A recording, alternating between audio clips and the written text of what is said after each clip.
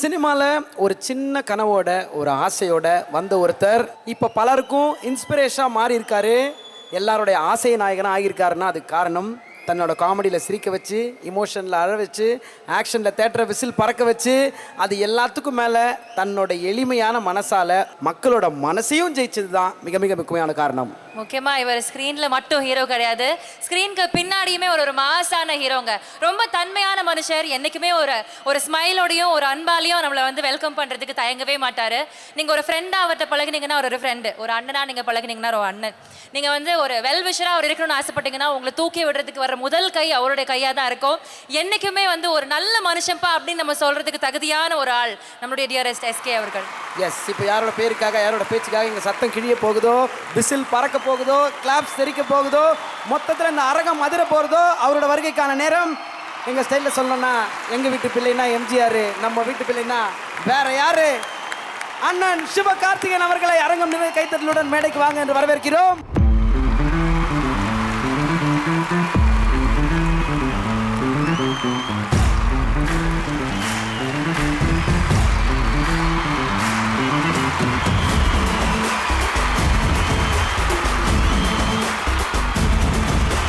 நமக்கான காலம் நெருப்பான வேகம்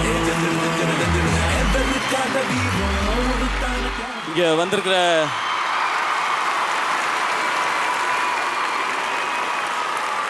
ஃபர்ஸ்ட் என்னுடைய பராசக்தி டீமுக்கு வணக்கம், நன்றி. அப்புறம் இங்கே இருக்கிற ப்ரெஸ் அண்ட் மீடியா, என்னுடைய வெல்விஷர்ஸ், என்னுடைய ஃபேமிலி. நான் உழும்போது கை தந்து எந்திரிக்கும் போது கை தட்டுற என்னுடைய ஃபேன்ஸ் ஆன என் பிரதர்ஸ் அண்ட் சிஸ்டர்ஸ் எல்லாருக்கும் வணக்கம். ஃபஸ்ட்டு பராசக்தியை பற்றி பேசுகிறேன். நான் பராசக்தி பேரே ரொம்ப பவர்ஃபுல்லான பேர். இந்த பேர் எவ்வளோ பவர்ஃபுல்லாக இருக்கோ அவ்வளோ பவர்ஃபுல்லான படம் இந்த படம் பராசக்தி. இது என்னுடைய 25th ஃபிலிமாக அமைஞ்சது எனக்கு ரொம்ப ரொம்ப சந்தோஷமான பெருமையான விஷயம். இதுக்கு காரணமாக இருந்த அத்தனை பேரையும், இதை ஸ்பெஷல் ஆக்குன அத்தனை பேரையும் நான் இங்கே கண்டிப்பாக மென்ஷன் பண்ணணும். நான் கொஞ்சம் டைம் எடுத்துக்குவேன், ஓகே தானே? உங்கள் எல்லாரையுமே 1960ஸ்க்கு கூட்டிகிட்டு போகிற, எல்லாரும் சொல்கிற மாதிரி டைம் ட்ராவல் பண்ணி அந்த உலகத்துக்கு கூட்டிகிட்டு போகிற படம் தான் இந்த வேர்ல்டு. பராசக்தியோட உலகத்தை நீங்கள் எல்லாரும் என்ஜாய் பண்ணணும் அப்படிங்கிறது தான் இந்த ஒட்டுமொத்த டீமோட ஐடியாவுமே. ஸ்டூடெண்ட்ஸ், யூத் எப்போவுமே பவர்ஃபுல். அவங்க எவ்வளவு பவர்ஃபுல்லாக இருந்தாங்கன்னு சொல்கிற படம் தான் இந்த பராசக்தி. இது நிறைய சொல்கிறாங்க, இது இந்த மாதிரி படமாக இருக்கும், இந்த மாதிரி படமாக இருக்கும்னு. அது எதையுமே நீங்கள் காதில் வாங்கிக்காதீங்க. இது யாருக்கும் எதிரான படமோ யாரையும் தப்பாக காட்டுற படமோ அப்படி கிடையவே கிடையாது. இது உண்மையான தியாகத்தை இந்த மண்ணுக்காக, மொழிக்காக, எல்லாருக்காகவும் இன்னைக்கு நாம் வாழ்கிறதுக்கும் சேர்த்து அன்னைக்கு போராடி உயிர் விட்டுட்டு போன உண்மையான தியாக செம்மல்கள் இவங்க எல்லாருக்கும் ஒரு வணக்கம் செலுத்துகிற படமாக தான் இந்த படம் இருக்கும். இந்த படம் உங்களுக்கு நம்ம ஊரை பற்றி, நம்ம மண்ணை பற்றி, மக்களை பற்றி சொல்லும். இன்னொரு பக்கம் உங்களுக்கு பயங்கர இன்ஸ்பைரிங்காகவும் இருக்கும். இப்போதைக்கு இந்த படம் பற்றி இது போதும்னு நினைக்கிறேன். மேம் சொன்ன மாதிரி இதுக்கப்புறம் இந்த ட்ரெய்லரும் இந்த படமும் இதை பற்றி இன்னும் நிறையா பேசும். பட் இந்த படத்தில் நான் நடிக்க வந்தது ரொம்ப இன்ட்ரெஸ்டிங்கான ஒரு ஸ்டோரி. அது கொட்டுக்காளி பார்க்குறதுக்காக மேம் வந்திருந்தாங்க.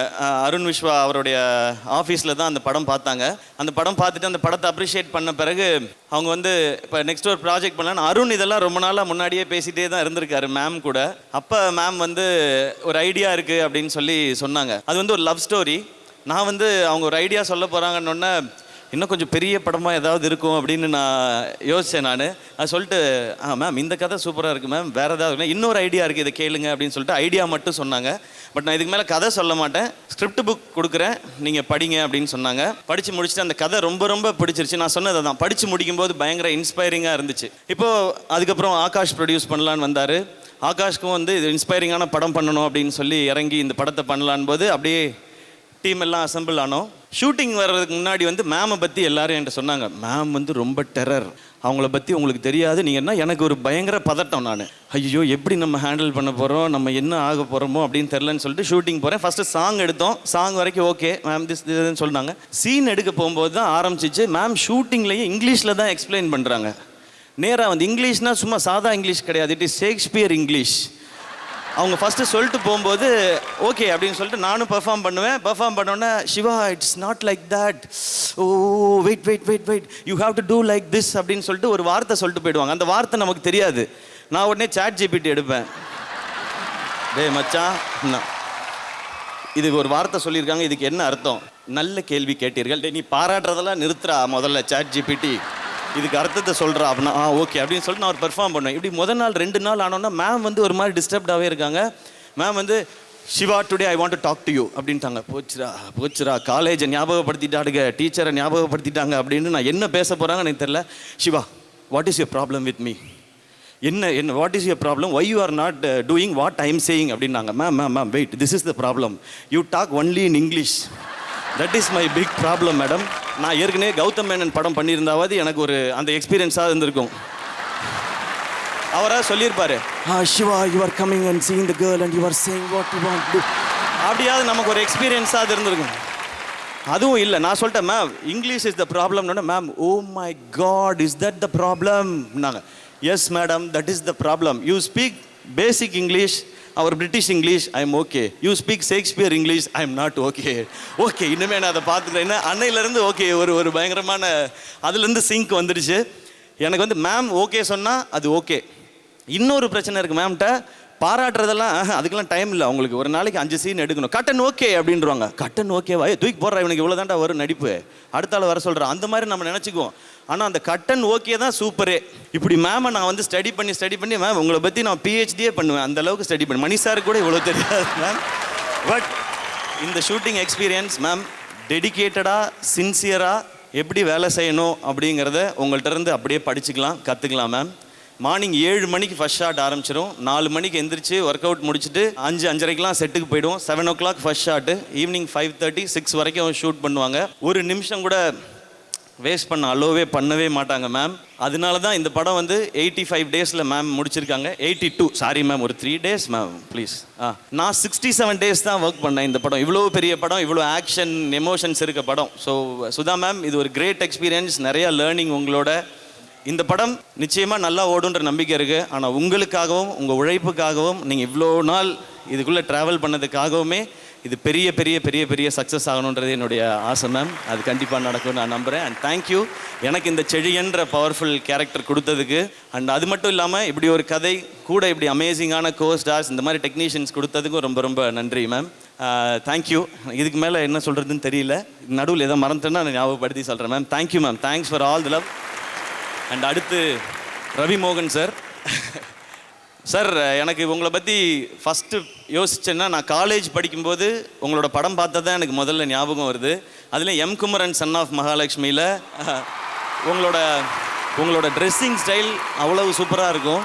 அந்த பூட் கட் ஜீனும் அந்த டிஷர்ட்ஸும் பயங்கர ட்ரெண்டியாக, அந்த மாதிரிலாம் டிஷர்ட் கிடைக்குமான்லாம் நாங்கள் போய் தேடி இருக்கோம். அதுக்கப்புறம் உங்களுடைய படம், உங்களுடைய பெர்ஃபார்மன்ஸ், உங்களுடைய எக்ஸ்பீரியன்ஸ் இது எல்லாத்தையும் ரசிக்கிட்டே வந்தோம். ஒரு பர்சனாக உங்களை ரசிக்கிறதுக்கான ஆப்பர்ச்சுனிட்டி தான் இந்த படம். அது எனக்கு இந்த பராசக்தியில் நடந்திருக்கு. இது ரொம்ப ரொம்ப ஸ்பெஷலானதுக்கு நீங்கள் மிக முக்கியமான காரணம்.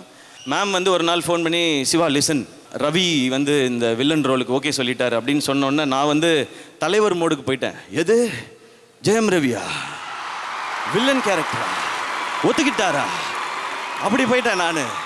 மேம் என்ன மேம் சொல்கிறீங்கன்னு, ஆமாம் ஹீ செட் எஸ். ஒரு ஷாக். இது வந்து ஆக்சுவலாக சந்தோஷமாக இருக்க வேண்டியது. நாங்கள் 2 பேரும் ஒத்துக்கிட்டாரா மேம் ஓகே.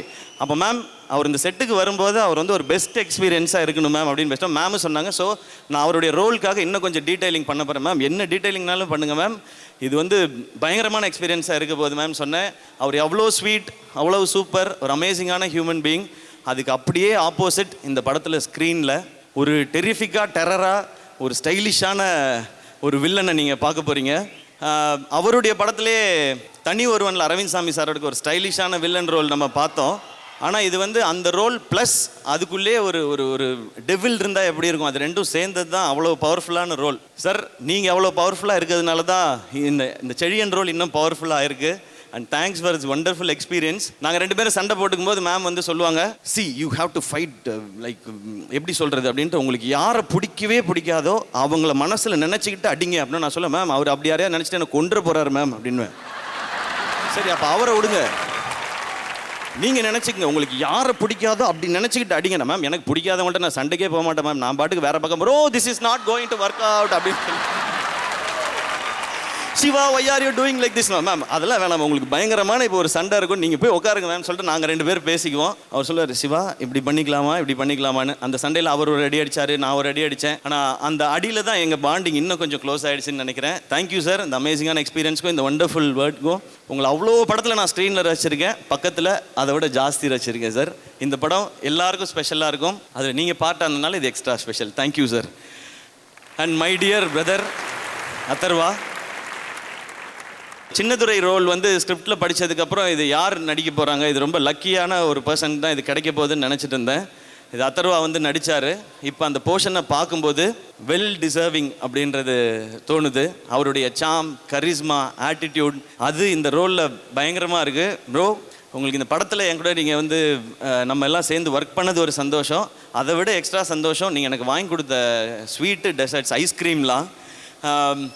ஷூட்டில் வந்து இன்றைக்கி நம்ம வந்து சாப்பிட்லான்னு சொல்லிட்டு ஐஸ்கிரீம் சாப்பிட்லான்னு சொல்லுவார். நான் வந்து ஓகே ஒரு நாள் சீட் டே போல் அப்படின்னு சொல்லி ஐஸ்கிரீம் சாப்பிடுவோம். செகண்ட் டேவும் அதே மாதிரி ஒரு இன்றைக்கும் ஐஸ்கிரீம் இருக்குது, கேக் இருக்கும் பாரு. ஓகே இது சீட் வீக் அப்படின்னு நினச்சி அது சீட் மந்த், சீட் ஷெட்யூல் வரைக்கும் போயிடுச்சு. ஆனால் அப்புறம் தான் நான் ரியலைஸ் பண்ணேன், இந்த மனுஷன் எனக்கு ஐஸ்கிரீம் வாங்கி கொடுத்துட்டு அவர் போய் ஈவினிங் பயங்கரமாக ஒர்க் அவுட் பண்ணிடுறாரு. நான் வந்து இன்றைக்கி ஸ்வீட்டு சாப்பிட்டோம் ஜாலியாக இருக்குது, ஐஸ்கிரீம் சாப்பிட்டோம் ஜாலியாக இருக்குன்னு படுத்து எழுந்திரிச்சிட்டு அந்த மாதிரி இருந்தோம். பட் இங்கே இண்டஸ்ட்ரியில் எனக்கு கொஞ்சம் நண்பர்கள் தான் இருக்கிறாங்க. அதில் அந்த நண்பர்ன்ற கேட்டு தாண்டி ஒரு பிரதர் அப்படின்ற ஃபீல் வந்துருச்சு. இன்றைக்கி ஒரு ஸ்வீட்டாக ஒரு மெசேஜ் அனுப்பிச்சிருந்தாரு. Thanks for all the love Atharva bro. நான் இன்றைக்கி சொன்ன மாதிரி தான் இன்னொரு படம் சேர்ந்து நடிப்போம். அது இன்னும் கொஞ்சம் ரகலையாக ஃபன்னாக இன்னொரு படம் ஒன்று பண்ணுவோம். அது எனக்கு ஆசை. சின்னதுரை ரொம்ப ரொம்ப ரொம்ப ஸ்பெஷலான ஒரு ரோல், எனக்கு ரொம்ப ஃபேவரட் இந்த படத்தில். அதில் நீங்கள் பயங்கரமாக இருக்கீங்க ப்ரோ. அதுவும் ஒரு சீனில் வந்து நீங்கள் அந்த 60s அந்த லுக்கில் வாயில் வந்து சிகரெட் வச்சுட்டு அப்படி ஸ்டைலாக இடுப்பில் கை வச்சுட்டு நிற்பீங்க. Super class, super. அண்ட் இந்த ரோல் டெஃபினட்டாக உங்களை பிடிச்ச எல்லாரையுமே நான் ஃபஸ்ட்டு தம்பியோட ஆடியோ லான்ச்சில் சொல்லியிருந்தேன். நான் இந்த ரோல் உங்களை பிடிச்ச எல்லாரையும் சந்தோஷப்படுத்தும், பெருமைப்படுத்தும், அப்பாவை இன்னும் பெருமைப்படுத்தும் இந்த படம். Murali sir thank you. And Ratnamala வணக்கம் வணக்கம். கூச்சண்டி கொஞ்சம் தெலுங்கு கற்றுக்கிட்டேன் இப்போ அவங்கக்கிட்ட. அவங்க ஒரு கிரேட் எனர்ஜி, எல்லோரும் சொன்னது தான், ஒரு அமேசிங்கான எனர்ஜி, ஒரு கிரேட் டேலண்ட், கிரேட் டான்ஸர். இதுக்கு முன்னாடி வந்த படங்கள் எல்லாம் அவங்களுடைய பெர்ஃபார்மன்ஸ் பார்த்துப்போம். பட் டான்ஸ் வந்து எல்லாருக்குமே ரொம்ப பிடிக்கும். நான் ஃபஸ்ட்டு ரொம்ப பயங்கரமாக பார்த்தது இந்த குறிச்சி மரத்தப்பட்டி மரத்தப்பட்டி மரத்தப்பட்டி மரத்தப்பட்டின்னு அந்த பாட்டு தான். அதுக்கு அர்த்தம் நமக்கு தெரியல, ஆனால் அந்த பாட்டு பயங்கரமாச்சு. அந்த டான்ஸ் தான் பார்த்தோம். அவங்க டான்ஸ் எவ்வளவு பிடிச்சதோ அந்த அளவுக்கு இந்த படத்தில் அவங்களோட பெர்ஃபார்மன்ஸ் பிடிக்கும். ஏன்னா சுதா மேமோட படத்தில் ஹீரோயின்கோட ரோல்ஸ் எல்லாமே ரொம்ப ஸ்ட்ராங்காக இருக்கும். ஸோ அவங்களோட ஃபஸ்ட்டு தமிழ் படமே சுதா மேம் படம் இப்படி ஒரு ரோல்ன்றது ஒரு சூப்பரான விஷயம். அதை அவங்க பயங்கரமாக பண்ணிட்டாங்க. Very happy for you Sheela. ஒரு சூப்பர் பெர்ஃபார்மன்ஸ். அந்த நீங்கள் ஆடுற ஒரு பயங்கரமான டான்ஸ் இருக்குல்ல அந்த ஸ்பீடில். ஏன்னா இவங்க டான்ஸ் ஆடும்போது நம்ம யூடியூப்பில் செக் பண்ணணும், அது 1xல ப்ளே ஆகுதா 2xல ப்ளே ஆகுதான்னு அதை நம்ம ஒரு வாட்டி செக் பண்ணணும். அந்த மாதிரி ஒரு ஸ்பீடு, அந்த மாதிரி டான்ஸ் இந்த படத்தில் இல்லை. அடுத்து ஏதாவது படத்தில் நடிக்கும்போது வந்ததுன்னா நானும் ட்ரை பண்ணுறேன் அந்த மாதிரி ஆடுறதுக்கு. தேங்க்யூ இந்த படத்தில் உங்களுடைய இந்த எக்ஸ்பீரியன்ஸ்க்கும் நீங்கள் வந்து இது பண்ணதுக்கும். And it is going to be very special film. உங்களுக்கு அந்த ஃபஸ்ட் தமிழ் ஃபிலிமே ரொம்ப சூப்பராக இருக்க போகுது. அண்ட் அடுத்து ஜிவி 100 படம் 20 இயர்ஸில். வயசு என்னையா ஒரு 35? அது எதுக்கு சொல்லிட்டு அப்படின்றாப்புல. ஓகே. பட் இந்த ஸ்பேனில் 100 ஃபிலிம்ஸ், இத்தனை ஜானர், இப்படிப்பட்ட சாங்ஸ்ன்றது ஒரு கிரேட் அச்சீவ்மெண்ட். நாங்கள் அமரனில் தான் ஃபஸ்ட்டு ஒர்க் பண்ணோம். அந்த படம் ஒரு கிட்டத்தட்ட ஒரு இண்டஸ்ட்ரி ஹிட் அந்த லெவலுக்கு போச்சு அமரன். அதுக்கு இவருடைய சாங்ஸும் மியூசிக்கும் ஒரு மிக முக்கியமான காரணம். திரும்பவும் பராசக்தியில் சேர்ந்துருக்கோம். இந்த படமும் அதே மாதிரி அந்த மேஜிக்கை ரிப்பீட் பண்ணணும்னு நான் நம்புகிறேன். இந்த படத்தோட சாங்ஸ் அண்ட் பிஜிஎம் எல்லாத்துக்கும் தேங்க்ஸ் யா, சூப்பர் ஒர்க். அண்ட் ஜிவிட்ட ரொம்ப பிடிச்சதுன்னா எல்லா சாங்ஸும் பயங்கரமாக இருக்கும். ஆனால் மெலடி சாங் பண்ணுறதுன்னா அவர் வந்து ஒரு பயங்கரம், அதில் ஒரு தனி ஃபீல் இருக்கும். இந்த படத்தில் இந்த ரத்னமாலா பாட்டை அனுப்பும்போது அதை ஃபோனில் ப்ளே பண்ணிவிட்டு நான் கேட்டேன். நான் அது ஒரு மாதிரி அவர் பாடுறதே எப்படி இருக்குன்னா ரகசியமாக காதில் யாருக்கும் தெரியாமல் பாடுற மாதிரி இருக்கும். ரத்னமாலா ரத்னமாலா. நான் கேட்கும்போது அப்படி தான் கேட்டேன். ரத்னமாலா. யாரும் இல்லை சொல்லுங்கள். நான் மட்டும் தான் கேட்குறேன், ஒன்றும் பிரச்சனை இல்லை, தைரியமாக பாடுங்க. நன்னவீடி அது மாதிரி எல்லா பாட்டும் அப்படி இருக்கும். நீ யார் காதலியா அப்படி ரகசியமாக பாடுறேன்னு கேட்டே இருப்பேன். பட் ஜிவியோட அந்த லவ் ஃபீல் அமேசிங். அதை ஒரு மியூசிக் போடுறதுல மட்டும் இல்லை, நடிக்கிற படத்துலேயும் லவ் ஃபீல் அமேசிங்காக தான் இருக்குது. சமீபத்தில் கூட ஒரு டீசர் பார்த்தேன், நல்லா இருந்துச்சு. But super. இன்னும் 100 ஃபிலிம்ஸ், இன்னும் 150, 200ன்னு போட்டோம். அண்ட் இன்னும் நிறையா டிஃப்ரெண்ட் ஜானர் அமேசிங்கான ஃபிலிம்ஸ் உங்கள்கிட்ட இருந்து வரட்டும். அண்ட் தேங்க்ஸ் இந்த மியூசிக்கு, இந்த ஜேர்னிக்கு. அண்ட் இதோட டெக்னீஷியன்ஸ் ரவிகே சார், ஒரு லெஜெண்ட், ஒரு பெரிய சினிமாட்டோகிராஃபர். அவருடைய இந்த ஃப்ரேம், அவருடைய இந்த என்னை ரொம்ப ரொம்ப அழகாக காட்டியிருக்காரு. Thank you Ravi K sir. அண்ட் இந்த படத்தோட production designer, art director Karthik sir. Sir, Valluvar கோட்டமில் நீங்கள் பண்ணது அது வந்து உங்களுடைய ஒர்க்குக்கு ஒரு சாம்பிள் நினைக்கிறேன். கிட்டத்தட்ட 1,00,000 பேர் அந்த வேர்ல்ட் ஆஃப் பராசக்தியை வந்து பார்த்துருக்கதா எனக்கு வந்து ஆகாஷ் ப்ரோ சொன்னார். Great work. இந்த படம் 60s. அத்தர்வா ப்ரோ சொன்ன மாதிரி எங்களுக்கு அந்த எக்ஸ்பீரியன்ஸே ரொம்ப சூப்பராக பயங்கரமாக இருந்தது. இன்னும் நிறையா ஃபிலிம்ஸ் உங்களோட ஒர்க் பண்ணுறதுக்கு I'm looking forward. And supreme Sundar மாஸ்டரோட ஃபர்ஸ்ட் ஃபிலிம் நான் ஒர்க் பண்ணுறேன். எங்கள் 2 பேரையும் பயங்கரமாக சண்டை போட வச்சதுக்கு நன்றி மாஸ்டர். ஒரு பேன் இண்டியா ஸ்டண்ட் மாஸ்டர், ஒரு அனிமல், தள்ளுமல்லான்னு அந்த மாதிரி ஃபிலிம்ஸ் எல்லாம் பண்ணுறாரு. ரொம்ப சந்தோஷம் மாஸ்டர் உங்களோட ஒர்க் பண்ணது. Thank you for all the love. And எல்லா டெக்னீஷியன், பூர்ணிமா மேம் இன்னைக்கு போட்டிருக்க இந்த காஸ்டியூம் வரைக்கும் படத்தில் இருக்க எல்லா காஸ்டியூம்லேருந்து எல்லாமே அவங்க தான் பார்த்துட்டாங்க. And Gopi Prasanna designer, CH Balu sir, அதுக்கப்புறம் படத்தில் இருக்க எல்லா டெக்னீஷியன்ஸும், நீங்கள் இருக்கிற அசிஸ்டன்ட் டைரக்டர்ஸ், கேமரா டிபார்ட்மெண்ட் எல்லாரும் தேங்க்யூ. உங்களுடைய அந்த சப்போர்ட் இல்லைன்னா இப்படி ஸ்பீடாக நடக்கிற படம் நீங்கள் எல்லாம் சப்போர்ட் பண்ணலைன்னா இது இப்படி நடந்திருக்காது. அண்ட் ஆகாஷ் ப்ரோ, உங்களை பற்றி சொல்லணும். நான் ப்ரொடியூசர், எனக்கு ஸ்கூல் ஜூனியர் அவர். ஆனால் அப்போது அவ்வளோ பயங்கர க்ளோஸ் அப்படி பழக்கம் இல்லை, அப்போ எனக்கு தெரியாது. இப்போ இங்கே வந்ததுக்கப்புறம் தான் நான் கேம்பியன் அப்படின்னு சொல்லி கேட்டு தெரிஞ்சுக்கிட்டோம். தேங்க்யூ. இந்த படத்தை நீங்கள் இவ்வளோ சூப்பராக ப்ரொடியூஸ் பண்ணது மட்டும் இல்லாமல் இதை கொண்டு போய் சேர்க்குறது வந்து ஒரு அமேசிங்காக இருக்குது. உங்களுடைய இந்த ப்ரமோஷன் இது எல்லாமே ரொம்ப சூப்பராக இருக்குது. Thank you for all the support. And இந்த படத்தில் நான் வேறு யாரையும் மிஸ் பண்ணியிருந்தா வெரி சாரி. நான் இந்த பதட்டத்தில் இருக்கேன். லிரிசிஸ்ட், சிங்கர்ஸ், கொரியோகிராஃபர்ஸ் எல்லாருக்கும் என்னுடைய நன்றிகள். இந்த படம் இவ்வளோ பேர் சேர்ந்து ஒர்க் பண்ணியிருக்க இந்த படம் ஜனவரி 10ஆம் தேதி ரிலீஸ் ஆகுது. நீங்கள் எல்லாம் தேட்டரில் போய் பாருங்கள். இப்போ நான் இந்த ரிலீஸ் மேட்ருக்கு வரேன். இந்த படம் வந்து ஃபஸ்ட்டு ஆரம்பிக்கும் போது ஆகாஷ் சொன்னது வந்து, அண்ணே இது வந்து நம்ம டிசம்பரில் ஷூட் ஆரம்பிக்கிறோன்னே, அதுக்கப்புறம் நம்ம படம் வந்து முடிச்சிருவோம். ஸோ மேம்கிட்டையும் நான் பேசிட்டேன். படம் வந்து நம்ம தீபாவளிக்கு கொண்டு வரலாம், இல்லை அக்டோபர் கொண்டு வரலாமான்னு ஃபஸ்ட்டு டிஸ்கஸ் பண்ணோம். அப்போ அவர் சொன்னார், இல்லை அக்டோபரில் வந்து விஜய் சாரோட படம் டேட்டு போட்டாங்க, அதனால அப்போ வேண்டாம். ஜான்வரி பொங்கல் யாருமே அனௌன்ஸ் பண்ணல, நம்ம அதை லாக் பண்ணிவிடுவோம். ஏன்னா இங்கே நம்ம ஊரில் 10 நாள் லீவ் இருக்குது, அதை லாக் பண்ணி தானே நான் ஃபுல்லாக ஒர்க் பண்ண போகிறேன்னாரு. சூப்பர் ப்ரோ, நீங்கள் அது உங்களுடைய கால், நீங்கள் தான் ப்ரொடியூசர், சூப்பர் ஓகே அப்படின்னு சொல்லி டிசைட் பண்ணியாச்சு. அதுலேருந்து சில நாள் கழித்து விஜய் சாரோட படம் ஜனநாயகன் வந்து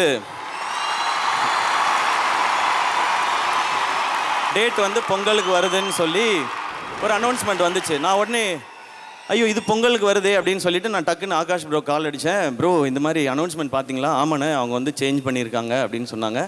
நான் சொன்னேன், ப்ரோ இது மாதிரி அந்த படமும் வருது, நம்மளும் பொங்கல் சொல்கிறோமேன் போது 10 நாள் இருக்கிறதுனால 2 படம் கண்டிப்பாக தாங்குண்ணே அப்படின்னாரு. ஓகே, பட் நம்ம வந்து ஏதாவது சேஞ்ச் பண்ண முடியுமா அப்படின்னு கேட்டேன். அப்போ அவர் சொன்னார், அண்ணே சேஞ்ச் பண்ணுறதுல ஒரு 2 சிக்கல் இருக்குண்ணே. ஒன்று, நம்ம எல்லா இன்வெஸ்டர்ஸ் இது சுற்றி இருக்க பிஸ்னஸ் எல்லாமே ஜான்வரின்னு சொல்லி தான் நம்ம வந்து இது எல்லாத்தையுமே பேசி பண்ணியிருக்கோண்ணே. இன்னொன்று, அதுக்கப்புறம் தள்ளினா ஏப்ரல் மேலே தானே பண்ணணும், அந்த டைம் எலெக்ஷன்ஸ் இருக்குண்ணே, அப்போ இது வேணாண்ணே, நமக்கு வேறு வழி இல்லைண்ணே, இந்த டைம் தான் பண்ணணும்னு சொன்னார். அப்போ பணம் போடுற அவங்க வந்து ஒரு பிஸ்னஸ்ஸு எல்லார்ட்டையும் பேசி ஒரு டெசிஷன் எடுத்து ஓகே இது பண்ணுறான்னு சொன்னாங்க. சரி ஓகே, இதை நான் கேட்டுட்டேன். ஓகே ப்ரோ, ஏன்னா அது கரெக்டான இதாகவும் இருந்துச்சு. படம் அவங்க எப்படி கரெக்டாக பொசிஷன் பண்ணணும்னு நினைக்கிறாங்களோ அதை கரெக்டாக நம்ம ஏற்றுக்கிறது தான் நம்ம ஒரு ஆர்டிஸ்டாக நம்மளோட வேலை. இப்போ நான் என்ன பண்ணேன்னா, ஓகே ஆனால் இது கரெக்டாக கம்யூனிகேட் மட்டும் பண்ணிடணும்னு சொல்லிட்டு நான் ஜெகதீஷ்க்கு ஃபோன் அடித்தேன். ப்ரோ, ஜெகதீஷ் எல்லாருக்குமே தெரியும், விஜய் சாரோட இருக்கிறவர், அவருக்கு நான் ஃபோன் பண்ணேன். நான் ப்ரோ இந்த மாதிரி படம் நீங்கள் வந்து போஸ்ட்பான் பண்ணிட்டீங்க ப்ரோ அப்படின்னேன். ஆமாம் ப்ரோ, அது வந்து இந்த டிஜிட்டல் பிஸ்னஸ் நிறையா ரீசன்ஸ் இருந்தது, அதனால போஸ்ட்பான் பண்ணிட்டோம் அப்படின்னாரு. ப்ரோ நம்ம படம் அப்போ அனௌன்ஸ் பண்ணியிருந்தோமே ப்ரோன்னு அவரும் சொன்னார், ப்ரோ 2 படம் வரலாம் ப்ரோ, 10 days லீவ் இருக்குல்லனாரு. ப்ரோ 2 படம் வர்றது பிரச்சனை இல்லை ப்ரோ, சாரோட லாஸ்ட் ஃபிலிம்னு சொல்கிறாங்க, அதனால தான் ப்ரோ எனக்கு வந்து அது வரியாக இருக்குன்னு அதனால தான் யோசிச்சுட்ருக்கேன்னு. அப்போ ஜெகதீஷ் சொன்னார், ப்ரோ அதெல்லாம் ஒன்றும் பிரச்சனை இல்லை ப்ரோ, நம்ம 2 படமும் சூப்பராக இருக்கும் அப்படின்னாரு. இல்லை ப்ரோ, இது நீங்கள் நல்லா புரிஞ்சுக்குங்க, லாஸ்ட் ஃபிலிம்னால சார்கிட்ட என்ன செனாரியோங்கிறத கரெக்டாக இன்ஃபார்ம் பண்ணிவிடுங்க, இல்லைனா நடுவில் யாராவது சிலர் காமெடி பண்ணிகிட்டு இருப்பாங்க தேவையில்லாமல், அதனால நீங்கள் சொல்லிவிடுங்க அப்படின்னு சொன்னேன். நான் 5 minutes கொடுங்க, நான் பேசிட்டு வரேன் அப்படின்னாரு. கரெக்டாக ஒரு 10 minutes கழிச்சு அடித்தார். ப்ரோ சார்கிட்ட எல்லாமே நான் டீட்டெயிலாக சொல்லிட்டேன், எல்லாம் ஓகே, ஆல் ஓகே, சார் உங்களுக்கு விஷஸ் சொல்ல சொன்னார், நம்ம சூப்பராக பண்ணிடலாம், 2 படமும் சிறப்பாக இருக்கும் அப்படின்னு சொன்னார். இவ்வளோ தான் இதுக்குள்ளே நடந்த மொத்த கதையும். இதை வந்து டோட்டலாக மாற்றி வேறு மாதிரி பேசும்போது அது நம்ம என்ன பண்ண முடியும், சிலருக்கு வன்மம், சிலருக்கு வியாபாரம், சரி அவங்கள டிஸ்டர்ப் பண்ணாமல் நம்ம விட்டுருவோம். அப்படின்ட்டு நமக்கு தெரியும்ல நம்ம என்ன ரெஸ்பெக்ட் என்ன ஈக்குவேஷன் வச்சுருக்கோம். ஏன்னா கோட் படம் பார்த்துட்டு நான் வந்து விஜய் சாருக்கு கால் பண்ணேன். கால் அட்டன் பண்ணி சார் ஃபஸ்ட்டு சொன்னது ஹாய் ப்ரோ அப்படின்னாரு. ஹலோ சார், சார் கோட் பயங்கர என்டர்டெய்னிங்காக இருந்துச்சு சார், சூப்பர் சார் அப்படின்னேன். தேங்க்ஸ் ப்ரோ அப்படின்னாரு. சார் எதுக்கு சார் தேங்க்ஸ் சொல்கிறீங்க, எனக்கு இந்த படத்தில் உங்களோட இருந்தது ஒரு ஸ்பெஷல் மூமெண்ட் சார், அது எனக்கு ரொம்ப மெமரபுளாக இருக்கும். இல்லை ரொம்ப ஸ்வீட்டாக வந்து நீங்கள் இந்த பண்ணி கொடுத்தீங்கல்ல, நான் உங்களுக்கு எத்தனை முறை முடியுமோ அத்தனை முறை நான் தேங்க்ஸ் சொல்லிகிட்டே இருப்பேன்னு அவ்வளவு ஸ்வீட்டாக சொன்னார். இதுதான் எங்கள் 2 பேருக்கு நடுவில் இருக்கிற இந்த ரிலேஷன்ஷிப். ஸோ இதுக்கு நடுவில் யார் என்ன பேசினாலும் அதை பற்றி நீங்கள் கவலையே படாதீங்க. மை டியர் ஃபேன்ஸ் ஆன பிரதர்ஸ் அண்ட் சிஸ்டர்ஸ், ஜனவரி 9ஆம் தேதி எல்லாரும் ஜனநாயகனை செலிப்ரேட் பண்ணுறீங்க தேட்டருக்கு போய்.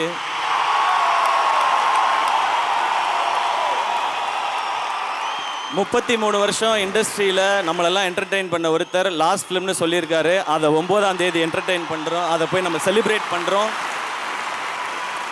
நெக்ஸ்ட் டே ஜனவரி 10ஆம் தேதி நம்ம படத்துக்கு வாங்க, பராசக்தியை செலிப்ரேட் பண்ணுங்க. இந்த பொங்கல் கோலிவுட்டுக்கு அமேசிங்கான பொங்கலாக இருக்கும். இன்றைக்கி இருக்க காலகட்டத்தில் சோஷியல் மீடியாவை ஹேண்டில் பண்ணுறது ரொம்ப டஃப்பாக தான் இருக்குது. எது உண்மை எது பொய்ன்னு கண்டுபிடிக்கவே ரொம்ப கஷ்டமாக இருக்குது. இதில் இந்த ஏஐ வேறு வந்துடுச்சு.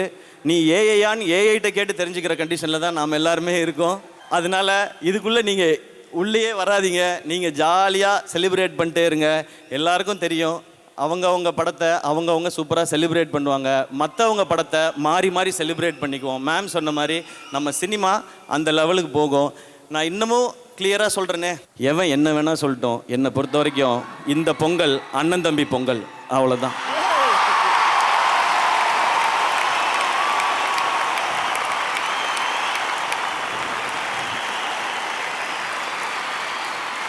ஸோ எல்லாருக்கும் கிளியராக புரிஞ்சுதா? ஓகே. இப்போ நான் ஏன் பிரதர்ஸ் அண்ட் சிஸ்டர்ஸ்கிட்ட பேசுகிறதுக்கு வரேன். நீங்கள் எல்லோரும் இதை 25th ஃபிலிம்னு செலிப்ரேட் பண்ணுறீங்க. உங்கள் எல்லாருக்கும் இது 25 ஃபிலிம்ஸ்னு ஒரு பெரிய சந்தோஷம் இருக்குது. எனக்கும் அது சந்தோஷமான விஷயம், பெருமையான விஷயம். ஆனால் நான் 25 ஃபிலிம்ஸுன்றதை பார்க்கல. 2007 டிவிக்கு வந்ததுலேருந்து இன்றைக்கி இந்த ஸ்டேஜில் நிற்கிற வரைக்கும் இந்த 19 வருஷத்தை தான் நான் பார்க்குறேன். இந்த 19 வருஷம் இந்த ஜேர்னி தான் எனக்கு ஸ்பெஷலாக இருக்குது. நான் கொஞ்சம் பின்னாடி போய் அதை மட்டும் பேசிடுறேன், ஒரு 10 மினிட்ஸ் மட்டும் எடுத்துக்கிறேன். காலேஜ் படிச்சுட்டு இருந்த டைம் எல்லாருக்கும் தெரியும், சடனாக ஒரு நாள் அப்பா இறந்து போயிட்டாங்க. அப்பாவுடைய உடம்பை வந்து அந்த பாக்ஸில் வச்சுருக்கும்போது ஒரு மிட் நைட்டில் நான் முன்னாடி நின்றுட்டுருக்கேன். அப்போ அம்மா பக்கத்தில் நின்று அழுறாங்க. அப்போ அவங்க சொன்னது வந்து, ஏங்க இங்கே பாருங்கள் தம்பி நிற்கிறான், அவனுக்கு இனிமேல் யாருங்க இருக்கா, அவன் என்னங்க பண்ணுவான், நீங்கள் பாட்டுக்கு இப்படி விட்டுட்டு போயிட்டீங்களே, அவன் என்னங்க பண்ணுவான்னு சொல்லி கேட்டாங்க. அன்னைக்கு அது மைண்டில் ஸ்ட்ராங்காக நின்றுடுச்சு. நம்ம என்ன பண்ணுவோம் இங்கே, நம்ம இந்த உலகத்தில் நமக்கு ஏதாவது வேணும்னா யார்கிட்ட கேட்போம், என்ன பண்ண போகிறோன்னு தெரியலையேன்னு சொல்லி அன்னைக்கு தோணுதான் ஏதாவது ஒரு ஐடென்டிட்டியை க்ரியேட் பண்ணணுமேனு. எனக்கு ஒரு திறமை இருக்கதான் நான் நம்பினேன், மிமிக்ரி கொஞ்சம் வரும், இதை வச்சு ஏதாவது பண்ணலான்னு. அதில் ஆடிஷன் அட்டன் பண்ணி டிவியில் செலக்ட் ஆகி ஃபஸ்ட் எபிசோட் டிவியில் வந்தப்போ ஒரு சந்தோஷம், நம்மளை எல்லாரும் டிவியில் பார்த்துருப்பாங்களே அப்படின்னு சொல்லி நான் ஒரு மாலில் போய், சிட்டி சென்டர் மால் இருக்குங்க, அங்கே போய் உட்காந்துட்டு எவ்வளோ பேருக்கு என்ன தெரியுதுன்னு நான் செக் பண்ணிகிட்டே இருந்தேன். இவங்க என்ன பார்க்குறாங்களா, என்ன ரெக்கக்னைஸ் பண்ணுறாங்களா, என் முகம் தெரியுதா, என் பேரை சொல்லி கூப்பிடுறாங்களா அப்படின்னு சொல்லி.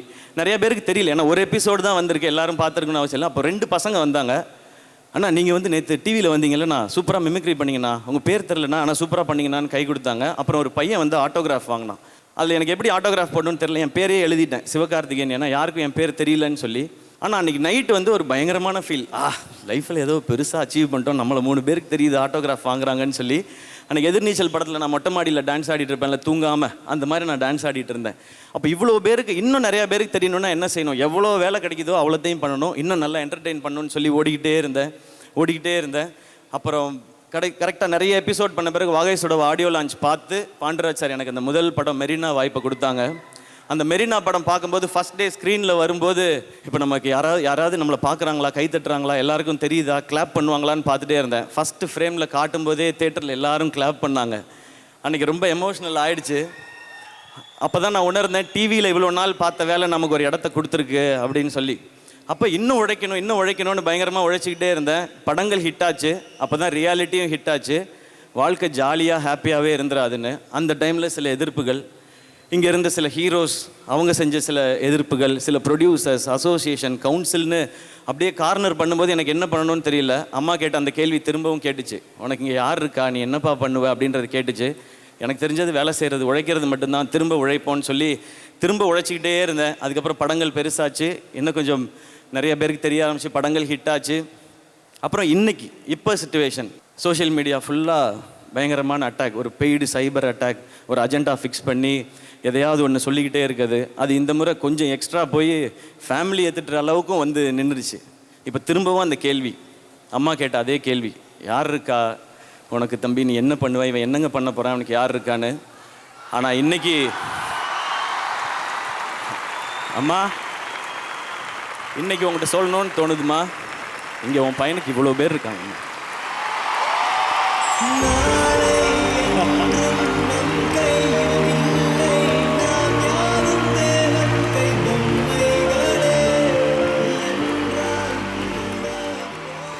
என்ன இங்கே 1000 பேர் தள்ளி விடணும்னு நினைச்சாலும் தாங்கி பிடிக்கிறதுக்கு 1,00,000 பேர் இருக்காங்கம்மா இங்கே. எனக்கு கார் வாங்கினப்ப, வீடு வாங்கினப்ப அப்போல்லாம் நம்ம நல்லா இருக்கோம், வசதியாக இருக்கோம்னு தான் தோணுச்சு. ஆனால் இந்த செகண்ட் இன்னைக்கு இங்கே நம்ம ஜெயிச்சிட்டோன்னு தோணுது உங்களால். இங்கே இருக்க எல்லாருமே என்னோட கொஞ்சம் வயசில் சின்னவங்களாக தான் இருப்பீங்கன்னு நினைக்கிறேன். உங்களுக்கும் என்ன மாதிரி நிறையா கனவு, ஆசை, லட்சியம், ஜெயிக்கணுன்ற வெறி எல்லாமே இருக்கும். அதனால் உங்ககிட்ட இதை சொல்லணும்னு நினைக்கிறேன். நம்ம இந்த மாதிரி கனவு, லட்சியம்லாம் வச்சுருக்கும் போது சுற்றி நிறையா பேர் சொல்லிக்கிட்டே இருப்பாங்க, உனக்கு எதுக்குடா இந்த தேவையில்லாத வேலை, நீ என்ன பெரியவனா, நீ என்ன ஹீரோவான்னு கேட்பாங்க. நீங்கள் எல்லாரும் சொல்லுங்கள், ஆமாடா நான் ஹீரோ தான், என் வாழ்க்கைக்கு நான் தான் ஹீரோ, என் தகுதியை நான் தான் முடிவு பண்ணுவேன்னு சொல்லிட்டு போயிட்டே இருங்க. நம்மளை மாதிரி தனியாக வர்றவங்களுக்கு உழைப்பும் கனவும் தான் பேக்ரவுண்டு. அந்த கிரவுண்டில் நம்ம ஆடுறது தான் கேம், நம்ம அடிக்கிறது தான் சிக்ஸர். இன்னைக்கு கூட ஸ்டார்ட் பண்ணுங்க. டே 1 இந்த உலகம் நீங்கள் யாரோன்னு சொல்லும். 1 டே நீங்கள் யாருன்னு இந்த உலகமே சொல்லும்.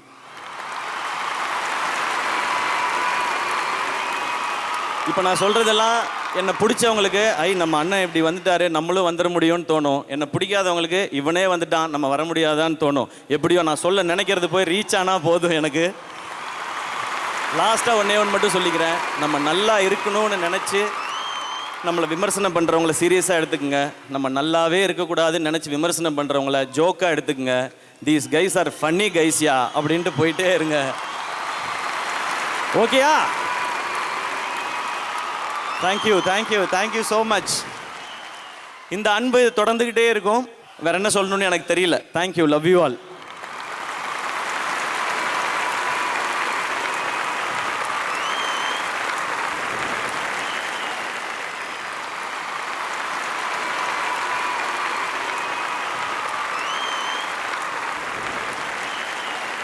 அத்தனை பேரும் அந்த அன்பை இங்கிருந்து கொடுத்துட்டே இருக்கணும்னு ஆசைப்படுறோம். ஆனால் ஒரு 2 கேள்வி மட்டும் உங்ககிட்ட கேட்கலாம். இன்னும் இருக்கா? ஓகே, 2 கேள்விண்ணே.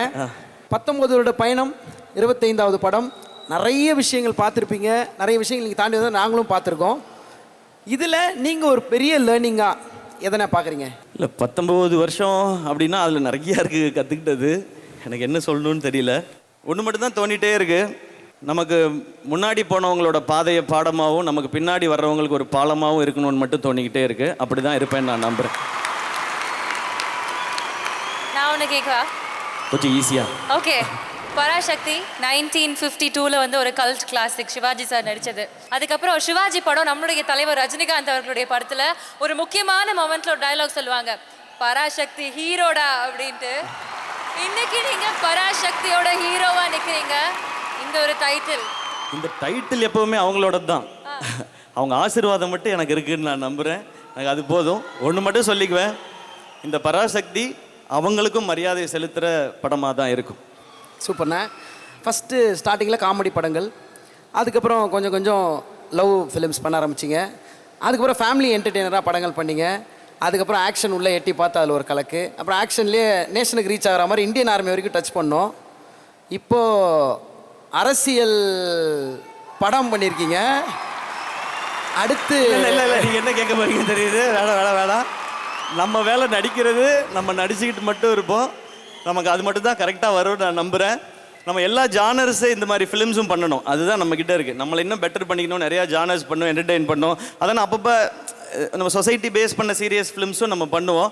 அந்த மாதிரி வரும்போது சில விமர்சனங்கள் வரும். பட் அதை நான் எடுத்துக்கல. ஏன்னா அமரன் வரும்போது இது இவங்களுக்கு ஆதரவான படமாக இருக்குது அப்படின்னு சொன்னாங்க. இப்போ பராசக்தி வரும்போது இது இவங்களுக்கு ஆதரவான படமாக இருக்குன்னு சொன்னாங்க. நம்ம யாருக்கும் ஆதரவும் இல்லை, எதிர்ப்பும் இல்லை.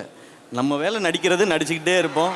ஏன்னா இங்கே இருக்கிற எல்லா அரசியல் கட்சிகள்லேயும் டெஃபினட்டாக நம்ம ரசிகர்கள் இருப்பாங்க. எனக்கும் எல்லா பார்ட்டிலையும் ஃப்ரெண்ட்ஸும் இருக்கிறாங்க.